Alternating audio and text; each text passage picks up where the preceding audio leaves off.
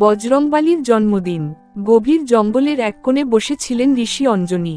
তার কঠোর তপস্যায় সন্তুষ্ট হয়ে দেবতারা আশীর্বাদ করলেন, তোমার পুত্র হবে এক অসাধারণ শক্তির অধিকারী।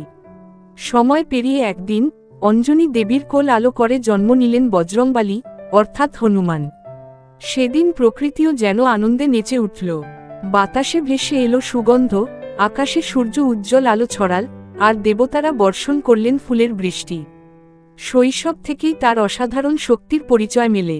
একদিন সূর্যকে দেখে কমল মনে করে খেতে উদ্যত হন তিনি।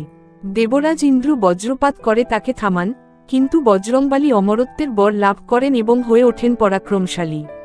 সেই দিনটি আজও স্মরণ করা হয় তার জন্মোৎসব হিসেবে, যখন ভক্তরা প্রদীপ জ্বালিয়ে সংকীর্তন গেয়ে তাকে শ্রদ্ধা জানায়।